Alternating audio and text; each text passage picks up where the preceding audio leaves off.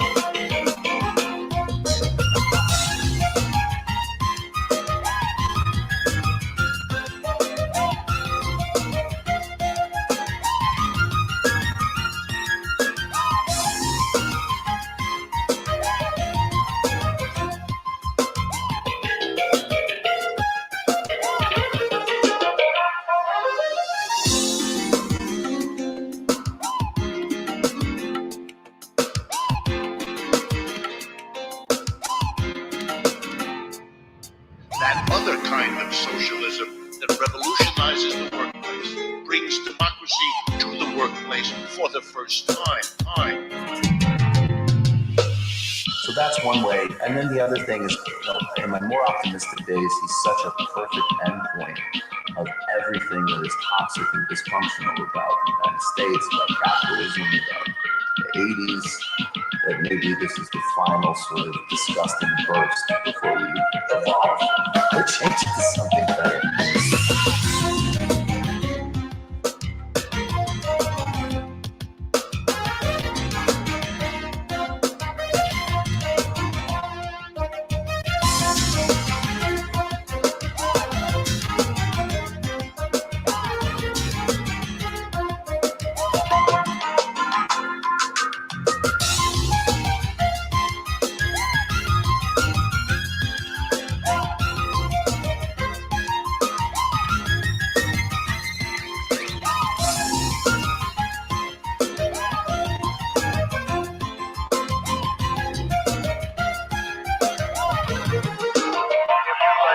Talk about some things about why we need a new party. So I thought that'd be a good way to kind of do this. Why do we need a new party?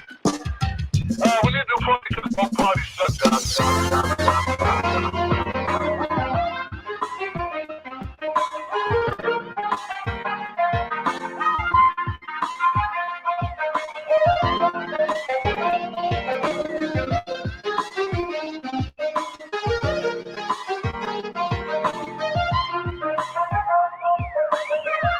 What are they talking about? Fortified. Are you fortified for the long run? Do you have your cemetery clothes on? Are you coffin ready to live and die for something bigger than you, like a fundamental transformation of a capitalist civilization?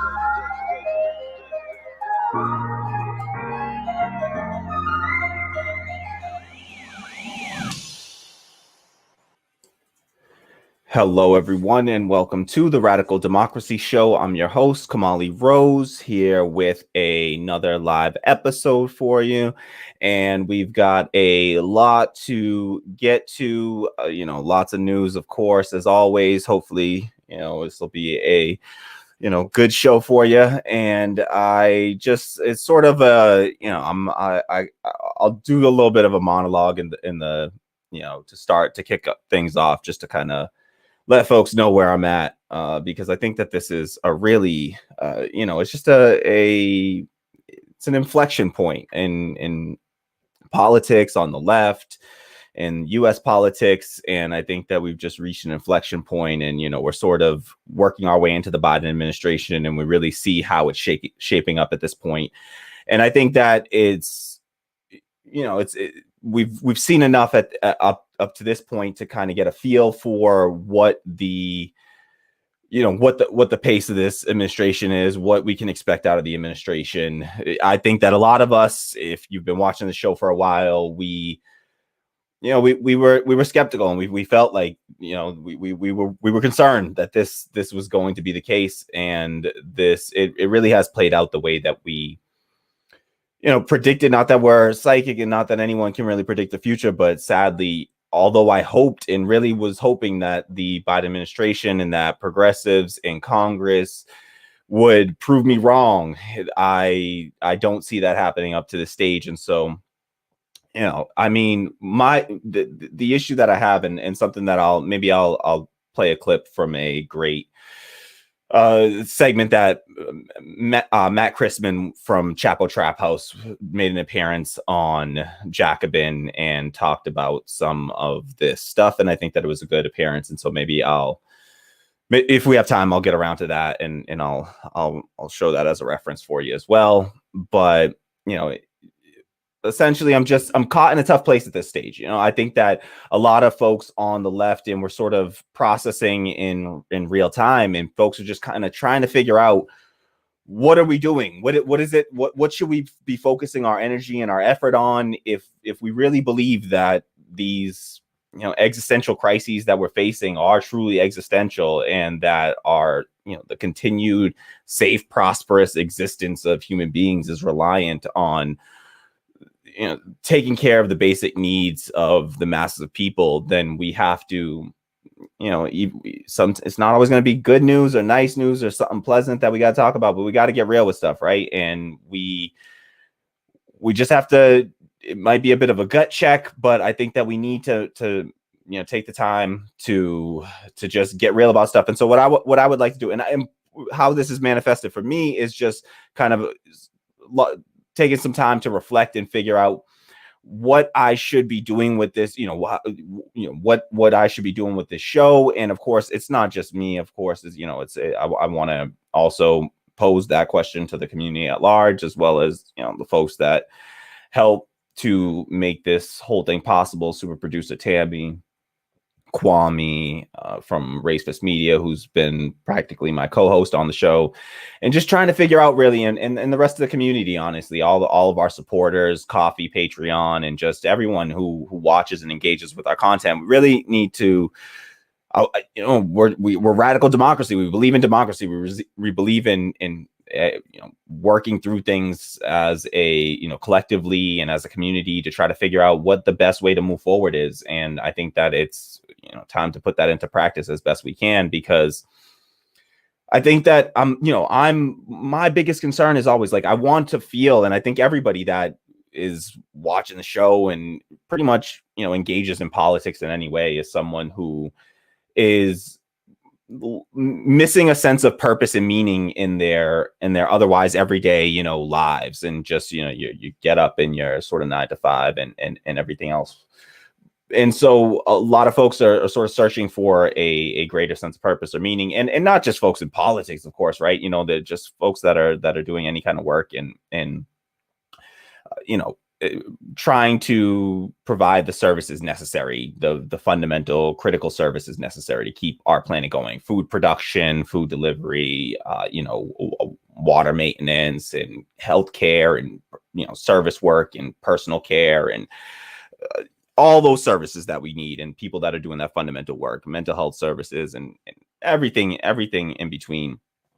And we are, I think that these folks are, it seems like a natural thing to want to feel like you are doing something meaningful, something with a sense of purpose, something that is moving us in the right direction. And that's always been what the show has been about for me. That's why I started the show, and why I want to continue it, is to try to, help and use this platform and build a platform that, one, to build a more democratic media, to build democracy in the workplace is the fundamental goal with this.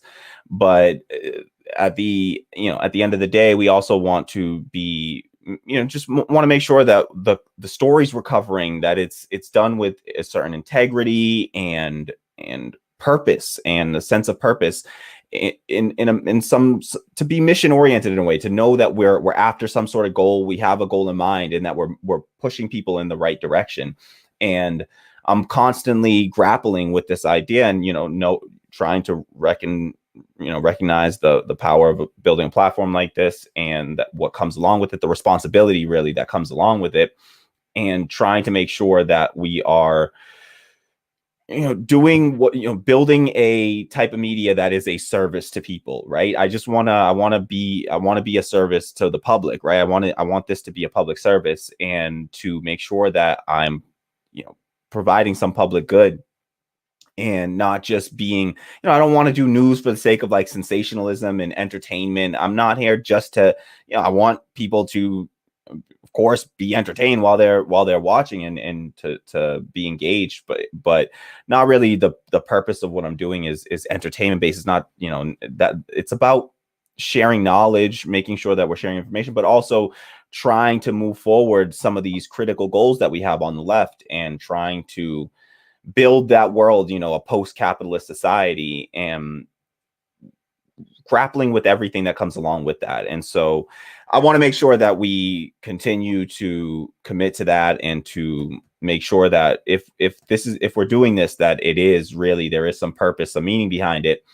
I really did believe at the beginning, when I started the show, Bernie was still, he was still in the race. It was about a year ago, and Bernie was still in the race, and we had all, we really believed, we had some hope. We had real hope that we might be on the verge of some real fundamental change in this society, in the direction of the people. And the more that we, the longer this 2020 dragged on, I think the more, it was just one gut punch after the other. Bernie, having to drop out, the pandemic, of course, hitting, Bernie dropping out, endorsing Biden immediately, not getting any real concessions, AOC and the squad falling in line there, never gaining any concessions out of Joe Biden.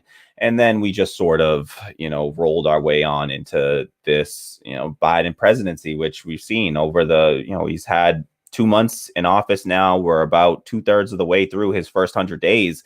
And that's really when the bulk, the bulk of sort of a president's policies are going to come out in that first 100 days, really, the ones that really are the major policies typically. And after that first 100 days, believe it or not, the way our sick political system works is that we'll be talking about midterms right after that. People will already start up with the midterm talk, and we'll be right back into electoralism and funneling people right back into electoralism. And so I don't know. I guess this is my long way of saying it's part of the reason that I haven't been making content as frequently recently, because I'm just trying to take the time to try to wrestle with these things and grapple with these ideas, and make sure that I'm doing this for the right reasons. And I just don't want to do like it's also a matter of looking at the YouTube algorithm and the way that it treats and handles our content over the past year, and the fact that the things that get traction, sadly, are things that I often don't I don't feel like covering. It's the personality, this person said this about that person, and like, and it's all like a cult of personality type scenario where people, not anyone in our audience for sure, because these are the people that are sticking through, are the folks that are, caring about the rawest of, the in-depth policy and left, praxis and socialist praxis, and, workplace democracy, and these things that are not nothing that your, average everyday person is engaged with through no fault of their own. They just don't have all the, the privilege of being able to, consume this kind of information. And because, to be honest, it's just the YouTube algorithm suppresses us in a way that, and I don't mean to sit here sounding like I'm complaining or something, but I mean, you can just see it, the way that the channel is, it's very difficult to grow. And when it does grow, it seems like the things that get traction, the things that get people's get views on it is the stuff that's like, oh, Jimmy Dore said this about that, and like, you know, and you mention Jimmy Dore in your title, and then all of a sudden, you know, you get 500 views on a video, but the kind of, you know, discussion and discourse that's going on in there just doesn't seem healthy and you know, productive. I hate to use words like that, you know, as a leftist, as a socialist, but it doesn't seem like a productive form of discussion oftentimes. And it just feels like that's what there's a quote unquote market for. I hate using all this like, you know, terminology here, but, you know, it just doesn't seem like there's a market for discussing certain, you know, the more serious issues. You do a video about some real topic, or, you know, Flint, or you know, what's going on in Jackson, Mississippi, and folks not getting water, and it's like, you know, you get a handful of views on it. But if you talk about like Jimmy Dore talking shit about this person, that person, then, you know, it's like 500, 1,000 views, and that's where you get in, you attracted new viewers, but you know, new subscribers. But then those people don't end up being really sticky subscribers, because as soon as you say something to upset their, you know, or you know, disagree with their, you know, whoever they hold on to as that like cult of celebrity, as soon as you say anything that is in disagreement with them, then all of a sudden it becomes this personal. It's gotten down to this like, I don't know, reality TV like level of discourse, where it just doesn't feel like I really want to be able to focus on issues, and just focus on issues, talk about issues, talk about policy, talk about the news, and trying to frame it in the right way and with a socialist perspective, and from a socialist perspective, and learn together and discuss these things and talk about what's important, and, you know, be fighting the good fight, pushing in the right direction. But it just feels like that kind of content, it's being suppressed by YouTube right now, and it's really hard to grow a channel at this stage as a left, somebody talking about left discourse. And I don't think that, let me be real, I don't think it's just the YouTube algorithm right now.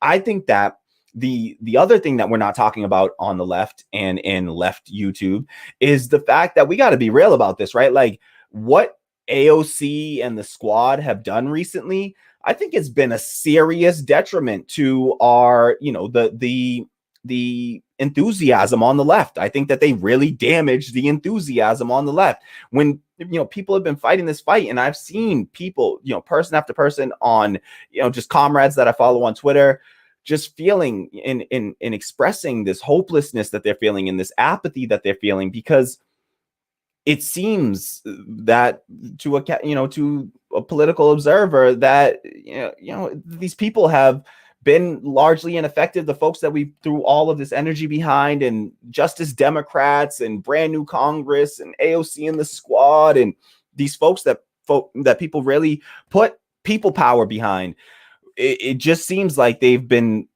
you know, utterly ineffective in doing what we know is necessary, have seemingly lost all sense of urgency. And so I feel like that's been very damaging to the left as well. And folks are feeling some effects of that, and seeing that in the numbers of the viewership really, you know, just falling off a cliff for folks on the left. And not just, I mean, it's not just us. I mean, I've seen a serious dip in viewership, but it's, and I, you know, I don't think it's just, you know, the YouTube algorithm. I think that it's also because of, you know, and it's not just me, like I said, it's you know, it's mine is a tiny sample size. You're talking about people like Secular Talk, Kyle Kalinske had a 90% drop in new subscribers, like month over month. So, you know, some people losing 50, 60, 70% month over month. So, you know, this isn't something isolated to me or in any way or unique to me. And I don't even think that it's entirely explained by a YouTube algorithm, you know, suppressing us. I think that there is something more that we have to reckon with, which is that I think that a lot of this, you know, what's been going on recently, and the failures of Force the Vote movement and the Fight for 15 have been incredibly demoralizing to the left. And it's put people in a place where it's like, how much energy do you have to give to this shit? You know, like, people are we're getting so emotionally invested in this stuff, and nothing is happening, nothing's changing.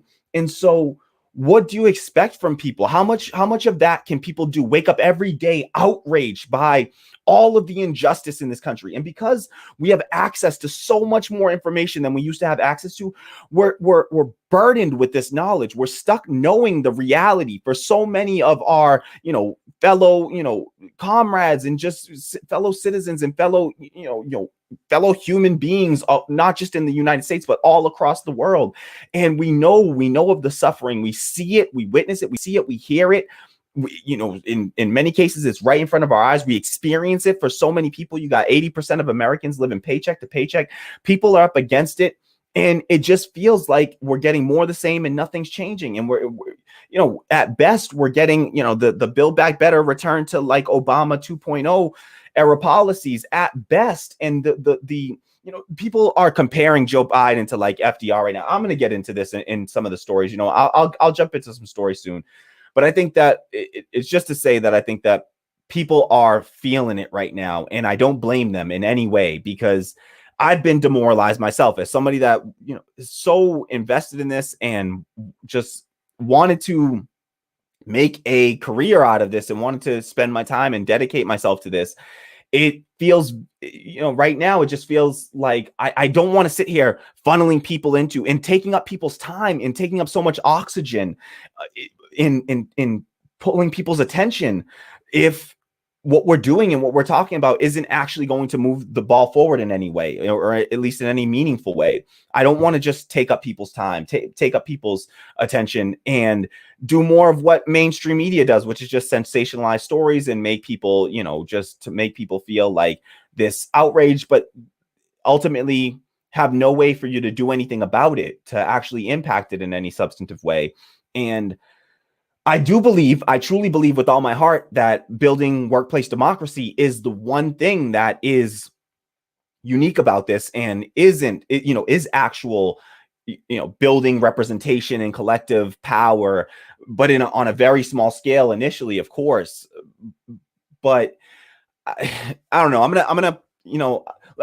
I'll play this clip. Let me play this clip real quick before I get into the stories. I'm gonna play this clip from Matt Christman he made an appearance on Jacobin, and I'm gonna play two quick clips from Matt Christman. This is Matt Christman from Chapo Trap House, and he makes two great points. Just a great point about people, about us, and getting so emotionally invested in these fights, and how maybe it's time to get really real with ourselves about the what's possible through electoralism and at least on the national level, if we're being real with ourselves. So let me pull this up real quick, and then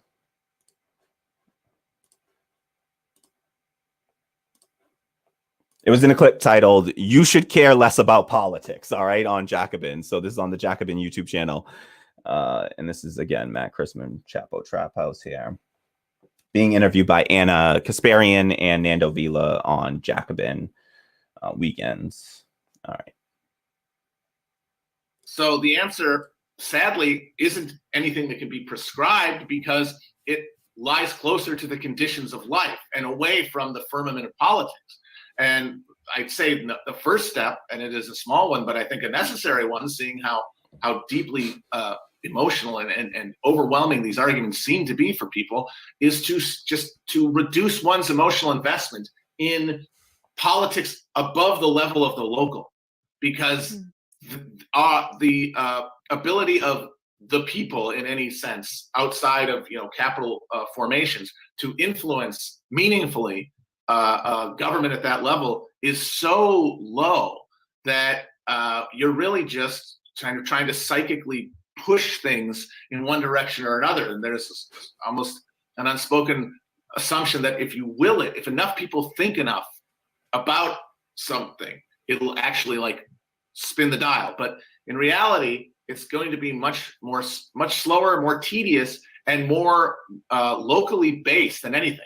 That's why I'd say that the Bessemer union action in Alabama is far more important than anything happening in Washington right now. Okay, so I think that's just a great point. I won't even bother playing the second clip from Matt Christman there. I think that says enough right there. That he just talks about folks, because of how much we've poured into this. It might be time for us to sort of emotionally detach ourselves from from national politics, because the sad, grim reality might just be that there is no hope there. It's not a nice message. It's not one that people want to go and donate to your Patreon or your coffee, or, you know, share the video out when they hear that message. It's not a happy message. But what if it's the reality? What are we going to do? Are we going to just ignore the reality? This happens, and Chris Hedges talks about this, where in crumbling empires, in failing empires, the people that are within the empire typically don't realize that it's failing. You know, they don't realize it's failing in the midst of it. They just sort of are going on about their business and pretending like, oh, you know, everything's normal, nothing to see here, you know, move along, nothing to see here. And the reality is that it's all falling, you know, things are falling and crumbling around them, and infrastructure's crumbling around them. And that's where we find ourselves. And, you know, maybe it's time for us to get, you know, to grapple with these hard truths, and to maybe have to pull back a little bit from this, you know, the focus on national politics, focus a little bit more on local. And I think that it doesn't get any more local than your workplace. That's as local as it gets. You know, that's where you're spending the majority of your time with a handful of people that you could actually have some sway over. This, the smaller and more local, you know, it gets, the more power you have. When you're one of 100 people, it's a lot different. You have a lot more say than when you're one of 100 million, right? So we got a lot more power in the workplace, and that's what we're trying to do here, and trying to build a democratic workplace, trying to build. And the things that I've been trying to think through recently are taking it a step further, even, and thinking through, how do we build more cooperative media on the left? It feels like we're setting ourselves up for the same kind of capitalist destruction, where we have a bunch of leftists that are sitting there competing for viewership, competing for attention. And that's all it becomes about, instead of us all working cooperatively together and knowing that, you know, we lift each other up. If one outlet is having a focus or whatever, you know, you lift people up when they need it. Somebody catches a hard break, whatever the case is, right? Mutual aid, all that sort of fun stuff. But we have to think maybe about working and structuring ourselves a little bit more cooperatively, instead of being so competitive and always having to be about this, like, oh, who's destroying who? And it leads to all this just, you know, potentially, you know, people being forced to cover things that they don't want to cover because it's going to get a certain amount of views, and covering things for the views and not necessarily for the value of the information. And so I don't know. I'm just, you know, discouraged right now by what I see going on in electoral politics, but I don't think that that's enough of a reason to give up. We certainly can't give up. That's not, you know, that's not an option. So we got to do something else. We got to be fighting on some front. The question just becomes, what front are we fighting on? And I think that that's what I want to take. That's the direction I want to take the show in moving forward. I want to try to engage with different leftists and start the conversation up about how do we move forward from here? Where does the left go from here? How are we going to fight for real, and start to actually, what steps are we taking to change people's lives on the day to day, put our words into action and make something happen from it? And that's what, you know, that's what I'm going to try to do, and try to have some folks on to discuss it, bring some different voices in, grapple with these ideas that I'm grappling with right now, and I'm sure many others are, and trying to figure out what next. You know, are we reasonably going to get anything out of this Biden administration? And if so, what might that be? And where are the best, you know, what's the best places we can be fighting? And so, all right, that's all I got to say on that. I'm gonna get to some stories. I'm gonna try to get through all of today, and I don't want to spend more than an hour here, hopefully, because, like I said, still processing a lot. I wanted to come and do a live show here because it's been a while, but wasn't feeling it 100%, to be honest, because just, you know, I don't want to do more of the, like, you know, drawing people's attention towards Joe Biden and his infrastructure plan and talking about electoral politics more. If there's nothing there, what's the point? I want to provide people information, but at what cost? You know, like, is it worth it, or should I be, you know, focusing on theory and you know, teaching, you know, trying to educate about that, or worker cooperatives, and just focusing on that message? Let me know what you think. Like, you are the audience. If you're watching this, You are a part of the community. And so please share your thoughts in the comments, like in the chat, in the comments below. Seriously, like we will continue to engage. If you want to come on the show, I keep on saying I'm going to do it and I keep forgetting. But one thing I want to start to do is to add a link to the stream in the description box of the show where guests could join the stream live. Essentially, it would be like at the end of the show or something, or throughout the show we could do, but I'd probably save it till the end of the show, maybe, where we'd have folks, just whoever wanted to come and take a few minutes to say whatever's on their mind, share the thoughts. You don't have to do it by video. You could also just use your microphone, no video, and we can do that as well. I want to eventually get like a call-in number and all that sort of fun stuff, but I thought that this might be a unique thing that we could do. And so, and pass the microphone to the people and let the people be heard. All right, let's get to some stories here and see what we can do. Let's just start real quick. I'll just start and talk about let's start by talking about Biden infrastructure. Okay, let me let's do a couple. Should we do shout outs real quick before we? Yeah. I just want to do a few shout outs quick comments. X says, I think we should start focusing on how we can break away from the system in a material way.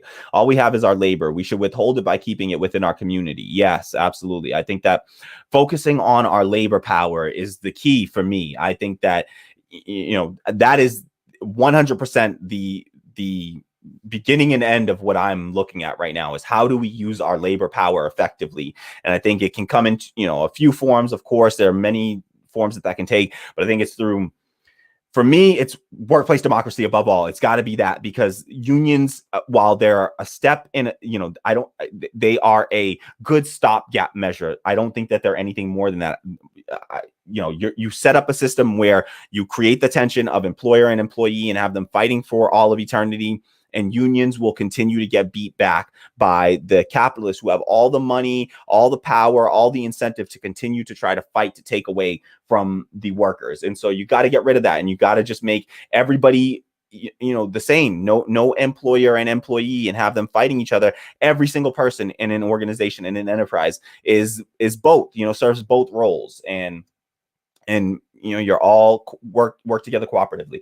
And that doesn't mean that you can't have people at different levels and managers. No, it's just in cooperative workplaces, typically in worker cooperatives, the managers are elected by the workers, right? Just like in a democracy. That's how democracy works. If you want to be a leader, you should be elected by people, not just, you shouldn't have all the power of, the power to decide. You don't get to we don't let politicians pick their constituents, right? We don't let them like draft their constituents, right? That's not how it works, because then that would give them outsized power. We say, if you want to be a leader, if you want to have the power over people, then you have to be elected by those people and accountable to those people. So in cooperative workplaces, it works the same way. But I think that unions and fighting, and you'll see we support unions on the show and constantly talk about, union struggles. And I think that that's another place that we should support union efforts and unionization efforts. And I think that's why what Matt Crispin said there about the union fight in Alabama and Amazon being more important than anything going on in Washington. I agree wholeheartedly. X says, I know that's a vague statement. So what I mean is this: essentially, we start providing for our own basic needs: water, food, energy, and shelter. Yeah, look, local sustainability is the real. X says, land cooperatives, food co-ops, skilled laborers working to create microgrids, builders building homes for people. Yes, like this is what it has to look like. Right now in northern Syria, in the area that I don't know the exact pronunciation, if it's Rojava or Rojava. But in that area, Rojava, there is a essentially women-led, cooperative economy being developed there, and they recently, talked about some of how they're structuring that, and it's done in a way that is very, in the work that goes into it, and how they develop new cooperatives and educate people about that. And it's just going to take, it's a lot of work, and it's going to take a long time. It's certainly not stuff we're going to build overnight, but it starts by working on our basic necessities, the food, water, those basic needs, shelter, just getting those basic needs met, and doing that within our communities locally. local sustainable, making sure it's locally sustainable, right? So that we don't have to rely on some massive global supply chain in order to meet our basic needs. We got to make sure that that each locale is able to sustain themselves in a certain way, right? And that is, and what that allows is that if one, if something happens in one area, it doesn't say knock out all of our, medical, protective equipment manufacturing and distribution, supply. So that can happen in just one small area right now when we specialize so much in one area, one or two areas. And instead, if something happens in one area, it doesn't, knock out this thing and have this massive effect that links in with 100 other mechanisms within our economic system, but rather, it's locally contained, and we can just simply, shift people to another area, and it's still the society is still sustained, right? And X says, because that's what's keeping us all under the boot of the system. Dependency. Absolutely. It's this reliance. We are all reliant on our jobs, and I don't know. The part that I'm still wrestling with and struggling with is that I know that some part of what we're going to need to do, we're going to need a government structures to do these things. I do believe in government and larger government, but I think that in order to even get to a point that we can rely on, that we can be talking about our the federal government for anything, we've got so much work to do at the local level and community level to fix the structures that are in place there first. And that's where we have much more of an impact. And it's tough because right now, the way that we're located geographically, sometimes, you might be one, leftist or socialist stuck in a sea of Republicans or liberals who just simply do not want to make any significant, fundamental systemic progress. And so you're faced with an uphill battle, and it feels sometimes, I think, very cathartic to be able to find people online, like-minded folks that we can sort of congregate and have these discussions out. But we also have to find a way to make sure that we're, working within our communities and working in a way that we are going to develop and be able to meet people's basic needs. And that, like X said, is things like food, procurement and farming and local farming, and just getting those in shelters and building homes and public housing and public transit. And that's where the focus needs to be. So really great point, X. And I totally agree there. And so quick shout out, just shout out to real quick to What Up America for their, tips on coffee and on Patreon, recurring subscriptions. I can't thank you all enough for the support. It keeps us going and is all the motivation. It's such a great motivator for us to see that people believe in what we're doing enough to contribute their hard-earned money in such a hard and just the hardest of times. I mean, overlapping economic and public health crises that we're facing, and it's no small task for somebody to give up any amount, $1 even. So we deeply appreciate it. And I also want to say a massive shout out to my friend Kelly for supporting us with a $10 a month subscription on Patreon. Thank you so much, Kelly. We deeply appreciate that. I swear I'm going to call you back soon. I apologize. I'm the worst. It's not just you. I have such a bad backlog of people that I need to contact, and I have been overwhelmed. If you're listening to this right now, some of what's been overwhelming. It's just where I stand politically and trying to figure these things out and grappling with these issues. And so please forgive me for that. And I will try to be a better friend moving forward. But I just want to say thank you to all of our supporters on Ko-fi and Patreon, and everyone who has contributed anything, and anyone who's hit the like button or subscribed to the channel or shared a video out. Just thank you all so much for helping us and for being a part of this, and allowing us to try to fight the good fight here together. So it's been a pleasure and an honor to fight alongside all of our comrades here. So, all right. I said I would get to some stories, and I swear I'm going to. Let's see. I'll do this one real quick. I think I can do this Biden infrastructure talk real quick, because I don't got a whole bunch that I want to present to you on it. I'm not going to be presenting a whole bunch of the details on it. I just want to talk and give my thoughts, my top line thoughts on it. So this story out of the New York Times, Biden details a $2 trillion plan to rebuild infrastructure and reshape the economy. The president began selling his proposal on Wednesday today and saying it would fix 20,000 miles of road, 10,000 bridges, while also addressing climate change and racial inequities and raising corporate taxes. And all, you know, I'm not going to do a detailed dive into this because, again, I said I'm trying to keep the show to an hour. I got like 20 minutes left, and I'm just going to kind of breeze through these stories right now because just life, right? Bear with me. So this infrastructure plan, again, $2 trillion. The $2 trillion is over the course of 10 years. It's essentially over the course of 8 years. Some measures extend all the way out to about 10 years from now, 2030. So you've got $2 trillion over the course of about 8 years. The $1.9 trillion coronavirus relief bill that just passed, was $1.9 trillion for this year, essentially. So you're talking about $2 trillion, about $1.9 trillion for this year versus a $2 trillion infrastructure plan happening over the course of 10 years. This is essentially a drop in the bucket. All right. This works out to be something like $200 billion a year. Okay. So this is about a $200 billion a year plan.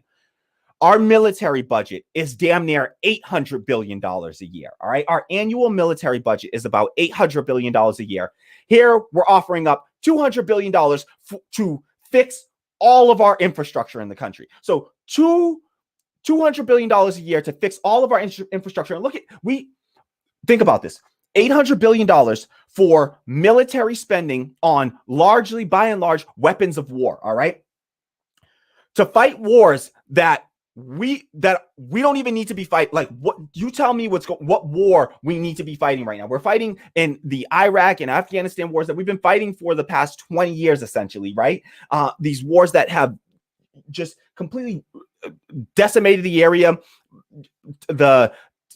Al-Qaeda has more control over the land in Afghanistan today than they did when we invaded, 19, 20 years ago now, whatever it is, 20 years ago now. It's just crazy. 20 years ago now. So,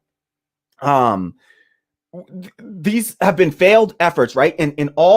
So we're willing to go to war and to make sure that we fund $800 billion a year to blow up Black and brown people in countries over in Africa and Asia that we never seen these people, never bothered us a day in our damn lives, and we got $800 billion a year to make sure that we can blow people up over there, while only spending $200 billion a year to fix all of the crumbling infrastructure of this country. And look at how bad our infrastructure was. Like, we couldn't even produce the personal protective equipment for our doctors and our nurses. We had nurses and doctors wearing trash bags to hospitals treating COVID-19 patients. And are you kidding me? $200 billion a year. It's a joke. It's a drop in the bucket. It's nothingness. So what these are going to do, this is insufficient. It's woefully insufficient. It's an insult. It's an insult. $2 trillion. They make it sound like it's some nice thing. The way that they talk about these plans is just so, I don't know, like how can, again, look at what's included in some of this, by the way. So let me just, and of course, let me just, you got to say this because some people will jump on you and be like, you're not going to give Biden credit for anything. Listen, there's some good stuff in here. All right. There's some good stuff. There's some decent stuff in here, but it's the bare minimum. It's the things that it's been 7 years since Flint, Michigan. And just now we're talking about legislation to eliminate lead pipes from the nation's water supply 7 years later. Like, come on, you don't get to be rewarded for solving crises that you created in the first place. All right. And that you ignored and you neglected in the first place. Flint happened under Obama. Now we're just now talking about passing legislation now this time around that might, that we hope will fix lead pipes in this country. So, but there's also included in here, they talk about paying for the bill by raising corporate taxes. And the corporate tax rate right now is, I believe it's at 15% right now, the corporate tax rate. So it was down from, it was 35% when Trump took office. And now it's been Trump took it down to 15, to 15, sorry, 15% for, I'm trying to find, sorry, folks. Why do I feel like okay, yes, here we go. So Biden says he plans to pay for this bill by raising the corporate tax rate to 28% up from 21%, partly reversing a cut signed into law by President Donald J. Trump. The cut that Trump made was to take it from 35% to 21%. So here you have Trump takes it from 35% to 21%. Joe Biden with control over the House, the Senate, and the White House comes in, and what does he do? He takes it and he says, we're going to move it from 21% up to 28%. So you mean we're still giving them a 7% tax cut from when Donald Trump gave them it? Like, we're going to leave them with a 7% tax cut because everybody knows corporations weren't paying enough money. Like, corporations were paying too much money in this country, right? So we got to make sure that we reduce the tax burden on corporations. Like, it used to be, I forget what the exact number is, but it's like the corporations are paying like less than 25% of the tax burden that they used to cover in the country. The tax burden has been so disproportionately shifted onto working class people and just workers. And so workers are paying more and more of these taxes, and everyday people, just everyday civilians, are paying more and more taxes, and we're getting less and less from these corporations. And the best we can do is to go from 35 down to 21, and then what Joe Biden build back better is to restore it back to bump it up to 28. This is what we mean when we say that all we ever do, all the Democrats are ever doing is clawing back little teeny bit of all the excessive things that the Republicans gut and take away from people. And so it's always this act of like not quite catching up to where the Republicans set us back to and where the GOP set us back to. And that's the role that the Democrats play, leaving us always forever and ever falling further and further behind.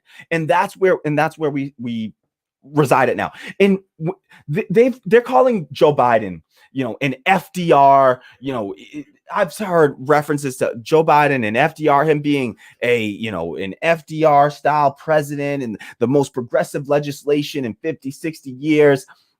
The response to war and the Great Depression, and, I would argue that war didn't kill 500,000 Americans in a year, 550,000 Americans so far in a year. It didn't do that. COVID-19 has done that. Why aren't we fighting a war on COVID-19 the same way we fight a war, when a few thousand Americans got killed, we were willing to go to war for that in 9/11.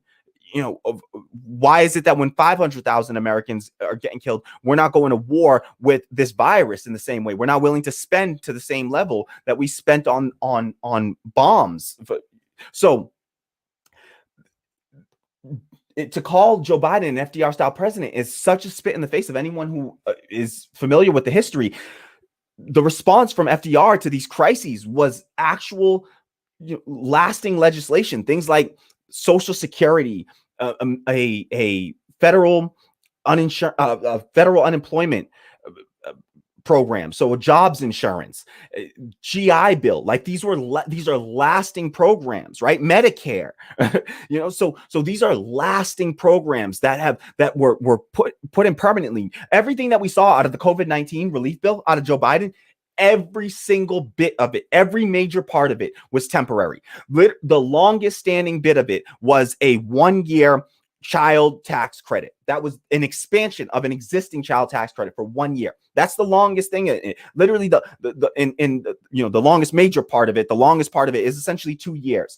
And so this is all very, very temporary legislation to a crisis that is going to have long lasting effects. This is very short term solutions. And so what FDR did in response to this, and FDR did it under the pressure of the socialists, the communists, and the trade unionists. And what he did was to enact these long-lasting, essentially permanent legislation that lifted up masses of people. There is nothing like that from Joe Biden. Nothing like, no type of response. To have an equivalent response would be for Joe Biden to enact Medicare for all or a Green New Deal. That would be a response on an equivalent scale to what FDR did.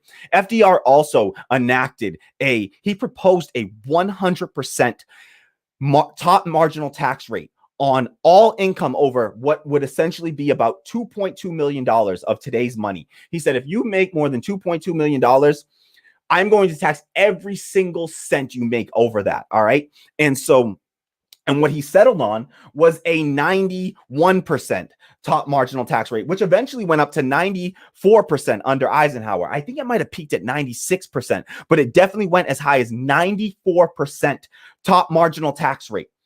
94% is what was necessary to meet that moment, to meet that crisis of the economic depression that we were under. And trust and believe we are facing a similar economic crisis right now in 2020 and 2021.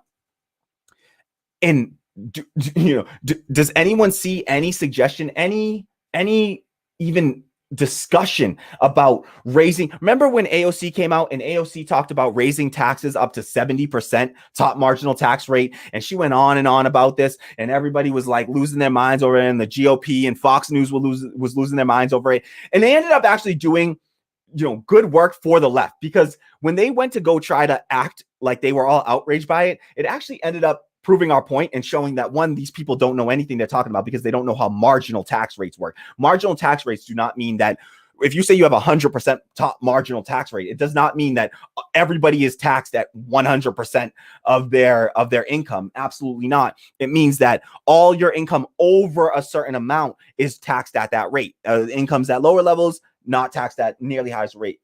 I would argue for removing taxes on lower income individuals. Take away the taxes paid by lower income individuals, remove that or lower those taxes. I'm all in favor of that. Lowering taxes on the middle class and lower class folks and poor folks, lower taxes on them, raise taxes on the rich. Totally fine with that. But we had a top marginal tax rate of 94% in this country. And now we're talking about playing games about raising it back, not to the 35% that it was sitting at before Trump took office. We're not even going to put it back to Obama levels. We're not even talking about build back better. How the hell is it better to take less money from corporations? Look at what corporations have been able to do during this pandemic. Jeff Bezos, Amazon. I mean, this is the taxes that Amazon just paid less in federal taxes this year than a person who was unemployed for pretty much all of 2020, an unemployed person for all of 2020 is going to pay thousands of dollars more in federal taxes than Amazon, where their CEO just made $100 billion more dollars in profit, where he just became $100 billion richer over the course of the pandemic. I forget how many friggin' $1 million an hour this dude was making. It's something stupid like $7 million an hour or something foolish like that for Jeff Bezos. And you're going to tell me that guy needs to be taxed, that corporation with all that profit is getting taxed at a lower rate than us as individual citizens? We're paying more money to the federal government than Amazon, the corporation. And you think that, and that's the screwed up thing, is that even when they put a 35% tax rate, there's something called there's the marginal tax rate, and then there's what they call the effective tax rate. And the effective tax rate is the tax rate that companies actually end up paying once they start to jump through all the friggin' loopholes. Our tax code in this country, is a book about this friggin' thick, no lie. Like our tax code, if you want to read the tax code of the United States, it's literally like, good luck. It's a dense ass book like this thick. Nobody knows it. Nobody can understand it. All these economists pretending like they're smart people that really understand the tax code. No, they don't. They don't, because nobody can understand that shit, because it's too friggin' thick and complex and convoluted for any person to understand. And they do it intentionally so that it's too convoluted for anyone to try to debate or disagree with or fight against. And so it just creates all these little the loopholes, all the tax loopholes for these people. So they are, these these companies are going to exploit those tax loopholes. They do. Richard Wolff was just talking about how companies posted, they claimed 60 billion, US companies claimed $60 billion in profits in the Cayman Islands in 2020, when the population of the Cayman Islands is something like 63,000 people. And they claimed $66 billion in profits, not because they're selling products to those 63,000 people to the tune of, 60 billion in profit. No. It's because they just hide their money there offshore because there's no corporate taxes in Cayman Islands. And so they can just, avoid taxes. And that's what, and that's what these companies do. And so even taxing them to put the corporate tax rate to something like 80% or, whatever you want to say. And again, I wouldn't say 80% overall. Like I don't expect the corporate tax rate to be that high because that's not a marginal tax rate. It's not based on income. But I do expect I do think that we can tax corporations at much higher rates than we do if we're even talking about being able to get 30-40% out of them. If we're serious about wanting that to be the effective tax rate, then we need to raise taxes even more, put it up near, damn near 40-50% on these corporate and large corporations, right? Corporations that make over a certain amount of money, have a certain number of employees. That's the only people we're talking about taxing like this. So, all right. So this bill, woefully insufficient, not going to cut it. And yeah, that's that. I just frustrating to see. Do we have any comments we want to get to? I'm second guessing whether I'm even going to cover the rest of the stories because we're already hitting an hour and I just don't know. I don't know. YouTube suppression. We got just a handful of live viewers right now. What the fuck is the point, right? X says, in my honest opinion, I believe that things are so out of control that the people in power probably have less influence over these policies than we realize. Yes, like these folks that we consider in power, it's like the people that are in power are the capitalist class. The rules that get made are made in their favor. That's it. The people that control the surplus, they control the policy, they control the politics, and they are the ones who have this system working in their favor. And so, yes, I agree. I don't think that these individual players, I just don't. And that's why my analysis, to have an analysis that ends at getting really mad at AOC every day, I just can't come out here and muster up the energy to do it, because who are we kidding? If our answer and if our analysis is that these are systemic problems and we need to change the whole damn system, that the political system is rotten to its core and that we have to change the whole system, then to blame it on an individual or to sit there spending any amount of energy getting mad at this individual or that individual just feels like a complete waste of time to me. And I can't muster up the energy for it. I'm not going to act like AOC is some sellout traitor or anything like that. It's not her as an individual. It's the fact the system is so corrupting. It's such a powerful corrupting force. It just chews people up and spits them out. And it's more powerful than any one individual that we're going to throw at it, or even any handful of individuals that we throw at it. Nothing short of mass, a mass movement of collective action. I'm talking about something akin to, Pete Buttigieg was just floating a pay by mile tax on cars. Like the yellow vest movement in France was sparked by Macron proposing a gas tax on everyday people, and they were just like, nope, not having it. And that, in France is like they ain't joking when they say when they do that, they for real in France. So they was just like, no, not happening. We're not doing it. And they went out there every single day. And we need to start to see movements akin to that if we're talking about seeing change at the national level in our political system. Shy of that, we just got to start to build it in our own communities locally and stop, because that's where we have power, and that we don't have to rely on other people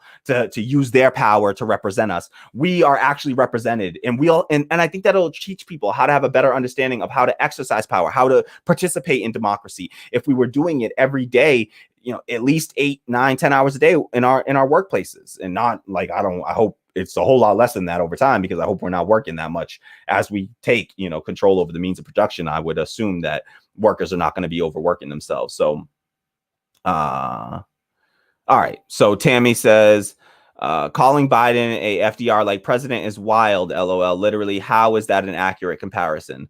Biden out here cutting Social Security, and this administration just keeps adding restrictions and means testing to COVID relief efforts. He's not building up the poor, middle, working classes. Absolutely not. Yep, exactly.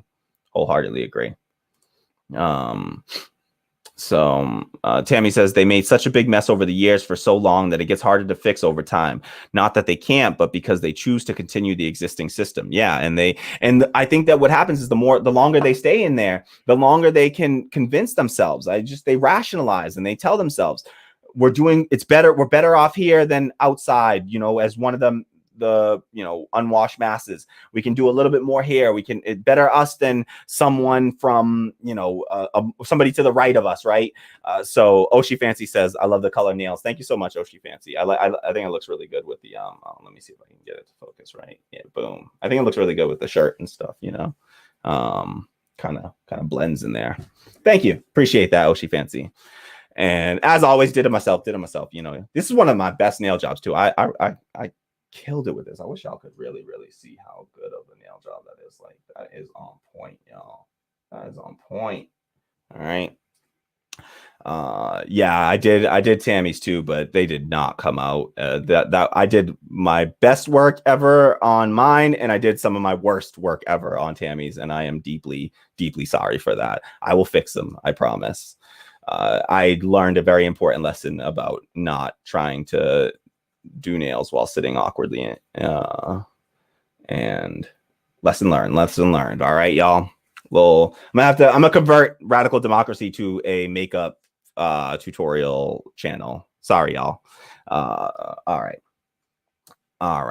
So let's see. What do I got do I got the energy to muster for this AOC story? Let's see. I really don't, y'all. I don't. What do y'all want? What do y'all want me to do? Should I listen, I want to talk about this AOC thing, and I got some important stuff to talk about with it, but I think that I should just do it as its own segment and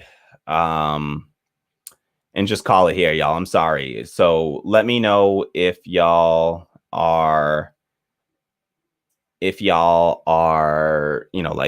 Kamali, you're not allowed to leave. You need to do this other segment right now, Kamali. Or what's up? If y'all are cool with me just cutting it here, and then I promise I'll do a solo segment for the AOC stuff. I really want to give it the attention that it deserves, because I think it's a yet another just inflection point on the left, and something we got to pay attention to.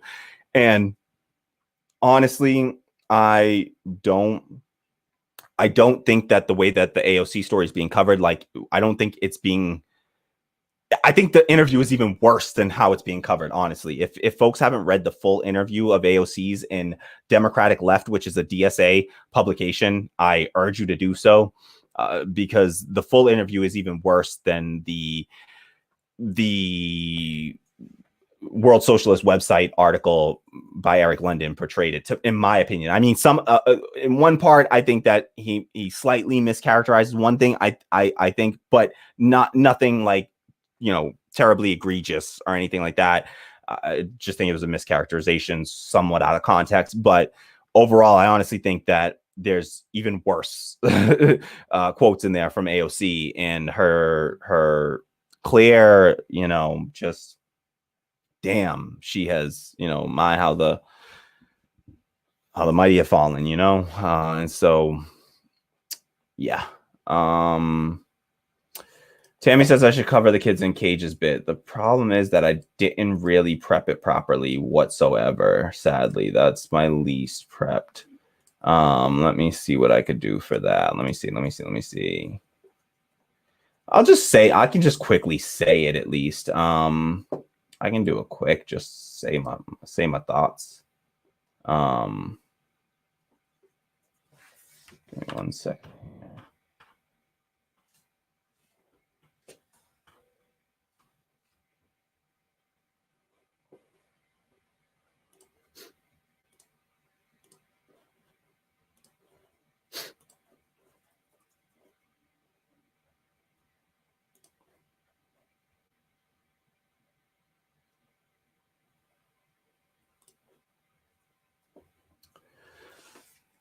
And to anyone who hasn't done so already, please hit the like button down below, subscribe to the channel, share this out, help us grow the platform.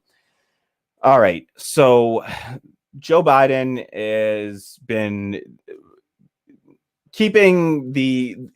preventing press access to the migrant detention centers ever since he took office. And it's really wild to me because I know so many people that were just acting like, Donald Trump with the migrant detention centers, and they were so outraged by it.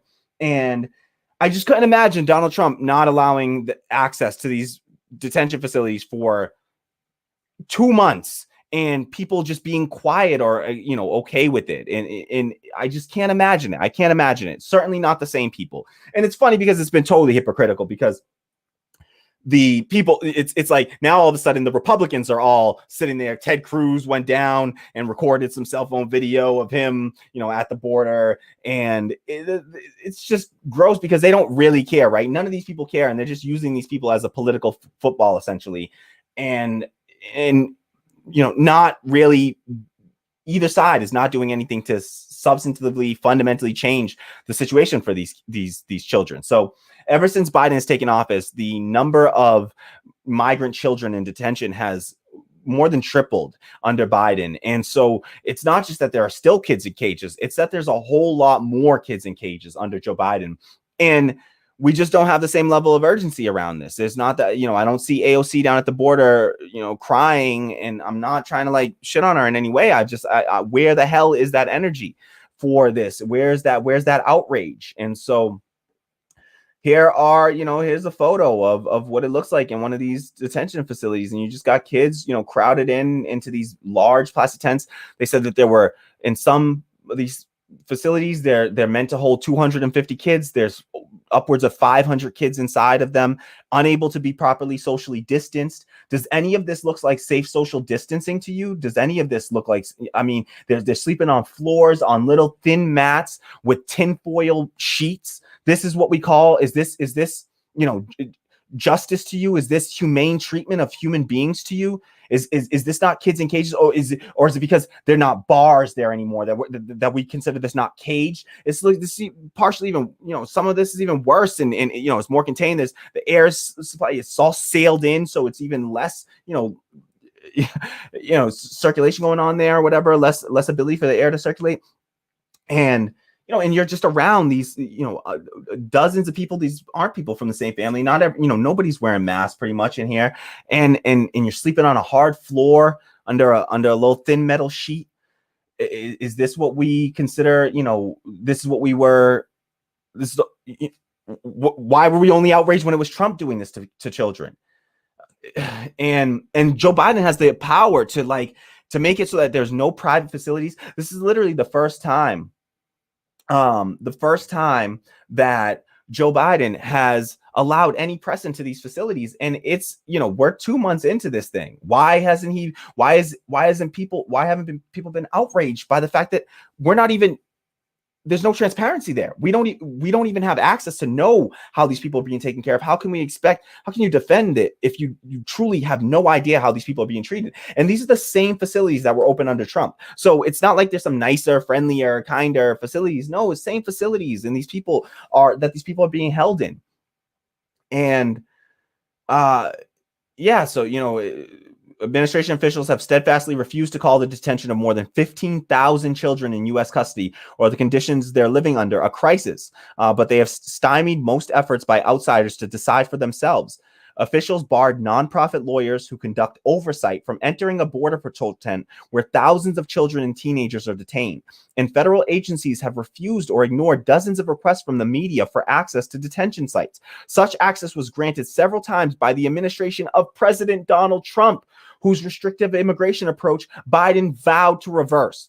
So everybody talking about, it's not as bad there. These kids are being treated better under Biden than they are under Trump. Bullshit.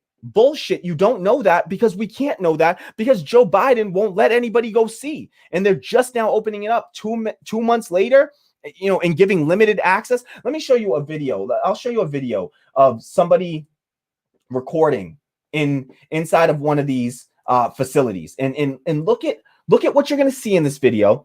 Look at the response from this Biden official. All right. This is a Biden official here. somebody that works at one of these detention centers, and listen to the type of language they're going to use here. It's gaslighting. It's such gaslighting, and it's really, really seriously inhumane what they're doing, and just gross. It's just gross, and people would be outraged if this was. Just imagine, try to put yourself in the mindset. Imagine this was all happening with Donald Trump. All right, just pretend like it was Donald Trump. All the same situation going on. You see everything the same, but it's Donald Trump in office, and please feel the same level of outrage about this.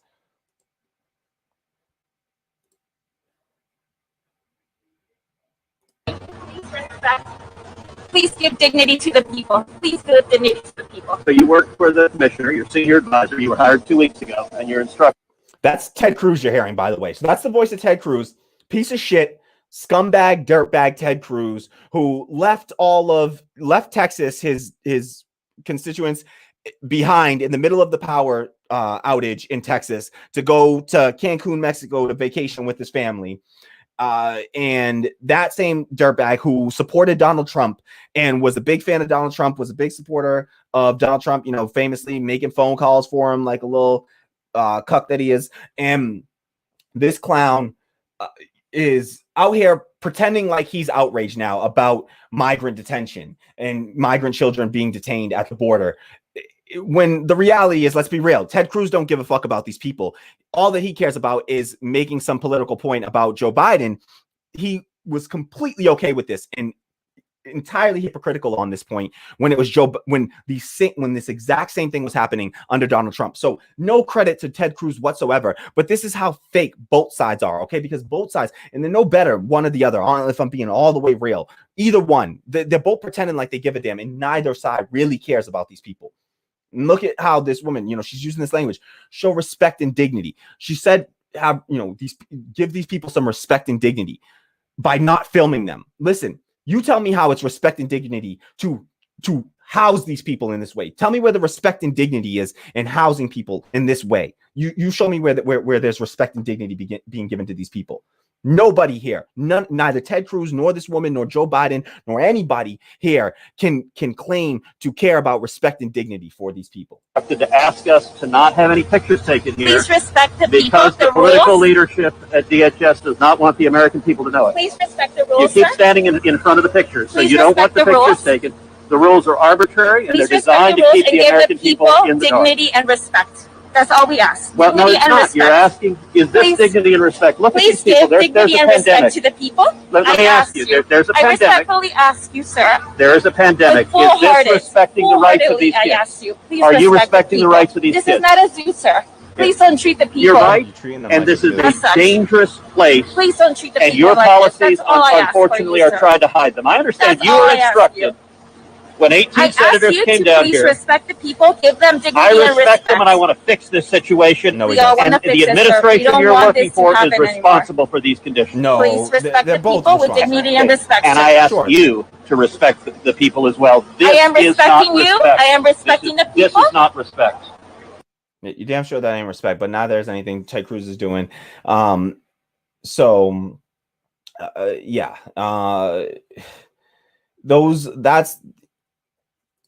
Those are the conditions people are under right now, and we should be outraged by this. We should be upset by this.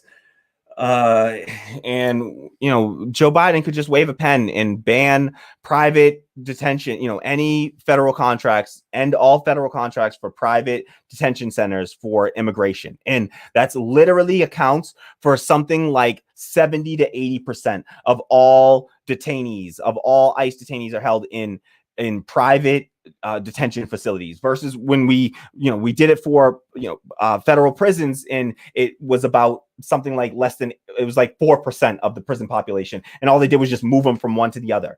If you ban the private detention of immigrants or migrants, then that would make it so that you would have you're talking about a true fundamental systemic change. You're not going to be able to just shift these people from one facility to another. You're going to have to let these people go. Let these people be, free human beings, and stop detaining them in this inhumane, unsafe fashion.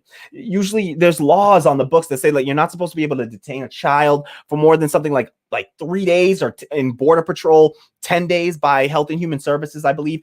These kids are staying for weeks and weeks on end. They're not being processed properly. they're in unsafe conditions. You know, I just wish we still had the same outrage.